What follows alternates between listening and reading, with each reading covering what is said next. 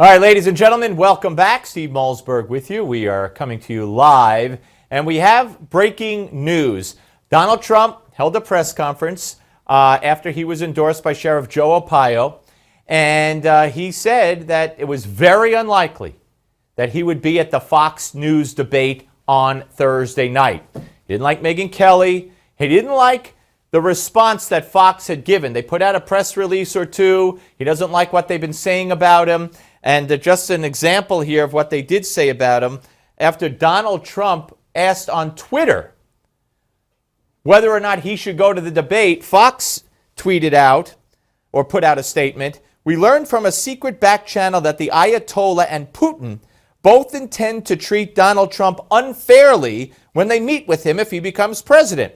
A nefarious source tells us that Trump has his own secret plan to replace the cabinet with his Twitter followers to see if he should even go to those meetings." Obviously, in my view, that's way over the line.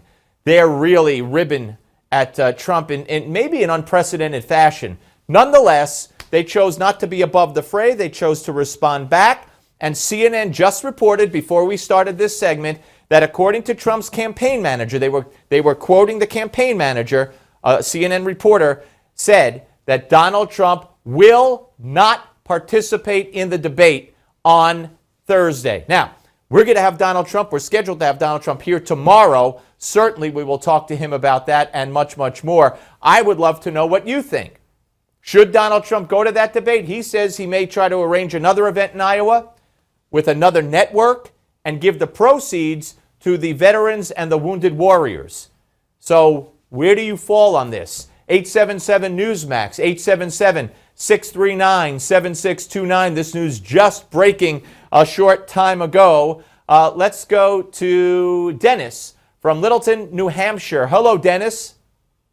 Hello, Steve. Thank you. I had a whole spiel lined up. I just heard that news myself while I was sitting here waiting to get on the phone. So I guess I have to comment about that. But let me just back up a little bit what I was going to say when I was on hold. 2 months ago, to tell you the popularity of this man, he is a marketing and public relations genius. Yep. I have never seen anything like this since the great communicator Ronald Reagan came along, and people were just longing and hungering for somebody to talk to them in words that they could understand. Now, 2 months ago, he held a rally, town hall / rally here at a little town called just north of Holderness, New Hampshire, Waterville Valley. It was a snowy, sleety night. We went there. There was thousands of people there. Now, you don't know where Waterville Valley is. I do. I live in New Hampshire. They might as well have had this on the moon because it's at a dead-end road. You have to make that your destination. And the amount of people that came out to see this man was staggering. And this was 2 months ago. Right. Now, getting to this story with him and his marketing ability, if in fact he does not go, I still sense he may, only because of the fact I think he wants the exposure.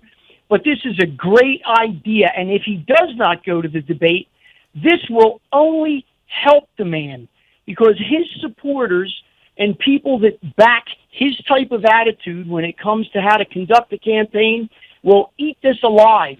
They love this stuff. Here's a guy that will not yield or bend to anybody. Right. So why do you think people are gravitating to him for voting for the man and supporting his campaign? Because it's about time we have someone that won't lay down, roll over, and play dead. I couldn't agree with you more, Dennis. Dennis, very well said. Thank you very much. I appreciate it. Let's get another call in this segment. We'll do more calls in the next segment at 877 Newsmax. Let's go to Louis, who is in Brooklyn, New York, I presume. Hello, Louis. Yes, it's Brooklyn, New York, Steve. Thanks. My pleasure. For taking my call. You mentioned the Nancy Pelosi and Harry Reid statement by Trump. And my question to his supporters is this. So many of you voted or want Trump in there precisely because you were fed up with the Republicans that caved in to Nancy Pelosi and Harry Reid. that negotiated with the Obama administration, for example, Speaker Ryan on this omnibus bill and other Republicans who just caved in. Why aren't you concerned that that's what he's going to do should he get the presidential, become the president of the United States? Is that, I mean... Obviously, Louis, you are concerned. Yes, I am. Yeah. Were you supporting him? Were you supporting him prior to this announcement? I was, but then I sort of became wary of his low hits, hitting candidates below the belt. Okay, fair enough. Louis, I appreciate it, my friend. Of course, I'm from Brooklyn. You're from Brooklyn. That's a good chemistry there. Call again. We're coming back with more of your calls. Don't go away.